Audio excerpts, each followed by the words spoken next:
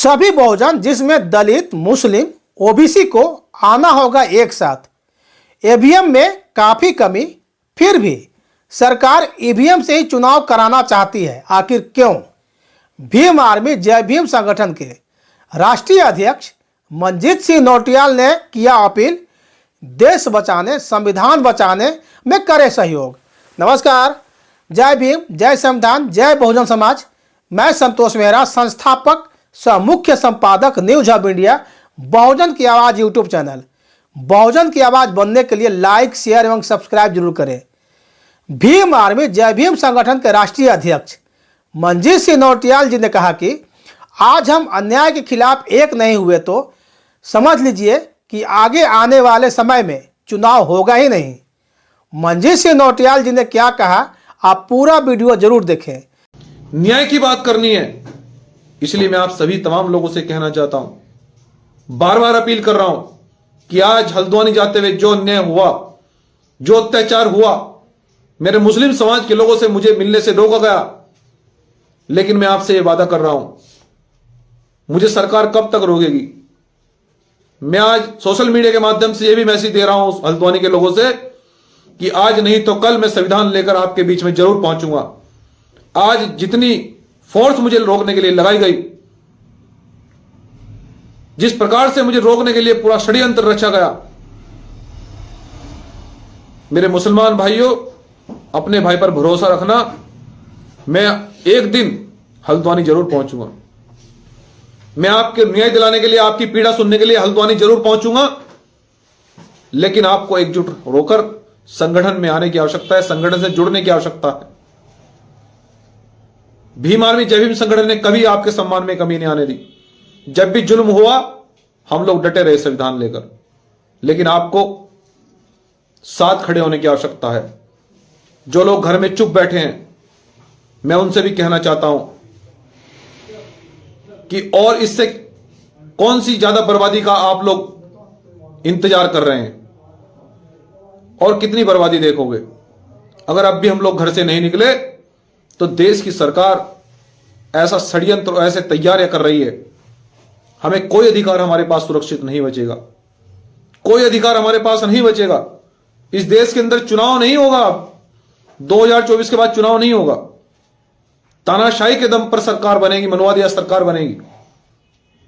आज स्टेटमेंट रोज अखबारों में छप रहा है, हम 400 से ज्यादा सीट जीत रहे हैं, बिना चुनाव के 400 सीट ज्यादा जीत रहे हैं।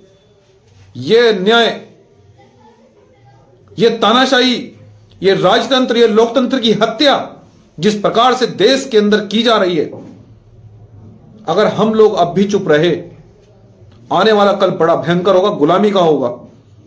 और गुलामी के खिलाफ लड़ाई लड़ने के लिए हमारे महापुरुषों ने हमें प्रेरणा दी है। उस प्रेरणा को लेकर, उनको आदर्श मानकर, संविधान को हाथ में लेकर हम इस लड़ाई को बड़े पैमाने पर मजबूती से आगे बढ़ाने का काम कर रहे हैं। इसलिए सम्मानित साथियों, मैं आप तमाम दलित, मुस्लिम, पिछड़े भाइयों से कहना चाहता हूं कि आप लोग भीम आर्मी जय भीम संगठन से मजबूती से जुड़ने का काम करें। हम आपकी लड़ाई को बड़े मजबूती से लड़ने की तैयारी कर रहे हैं।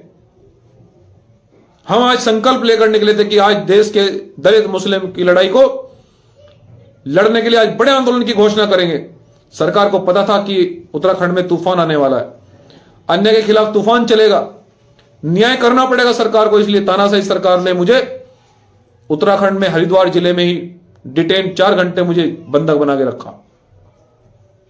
मैं सामान्य साथियों, मैं आप सभी लोगों से कहना चाहता हूं, दलित, मुस्लिम भाइयों से कहना चाहता हूं, पिछड़े लोगों से कहना चाहता हूं कि अन्याय के खिलाफ, अन्याय की लड़ाई में न्योता नहीं भेजा जाता है। जिसको दर्द होता है वो जरूर आता है, और ये अन्याय के खिलाफ लड़ाई है। ये लड़ाई वर्षों से हो रहे अन्याय के खिलाफ है। ये लड़ाई उस अत्याचार के खिलाफ है जिसको हम वर्षों से झेल रहे हैं। ये लड़ाई हमारे ऊपर थोपी जा रही तानाशाही के खिलाफ है। ये लड़ाई आरक्षण को खत्म करने के खिलाफ है। ये लड़ाई जमीनों को समाप्त करने के खिलाफ है। ये लड़ाई फसलों को बर्बाद करने के खिलाफ है। ये लड़ाई पूंजीवाद के खिलाफ है। ये लड़ाई लोकतंत्र की हत्या के खिलाफ है। ये लड़ाई सरकार की तानाशाही के खिलाफ है सम्मानित साथियों।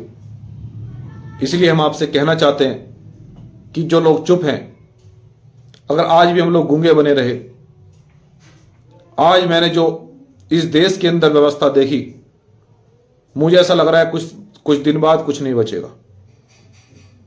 अगर हम आज भी अपने घर से नहीं निकले, आज भी हमने अन्याय के खिलाफ आवाज नहीं उठाई, तो कुछ नहीं बचने वाला है। सब बर्बाद होने के लिए सरकार बैठी है। वो बर्बादी के लिए, देश को खोखला करने के लिए सरकार तैयारी कर रही है। लेकिन देश हमारा है, देश हमारे पुरखों का है, और देश संविधान से चलेगा। तानाशाही से देश नहीं चलेगा। संविधान की हत्या नहीं होने दी जाएगी, लोकतंत्र की हत्या नहीं होने दी जाएगी।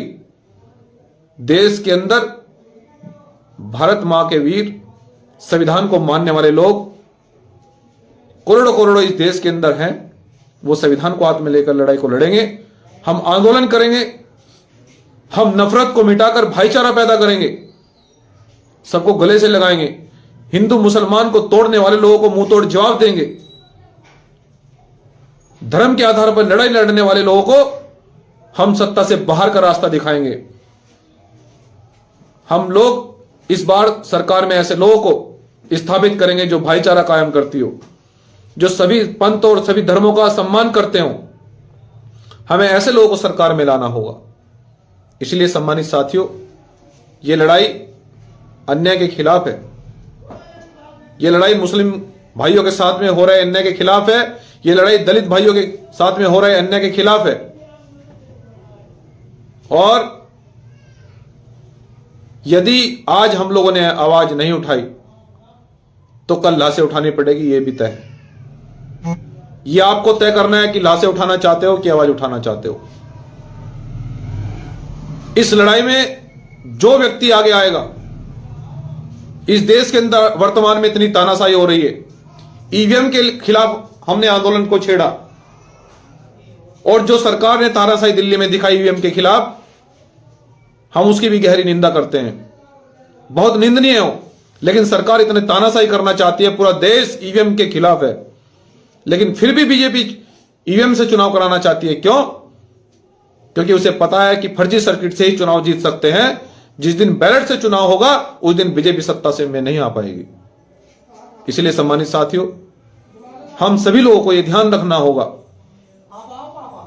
कि यदि हम इस नफरत की लड़ाई को समाप्त करके भाईचारे को पैदा करेंगे, भाईचारे को अगर हम लोग पैदा करना चाहते हैं, भाईचारा देश के अंदर बनाना चाहते हैं, तो हमको ऐसी सरकारों को उखाड़ कर फेंकना होगा, ऐसी सरकार को सत्ता से बाहर का रास्ता दिखाना होगा।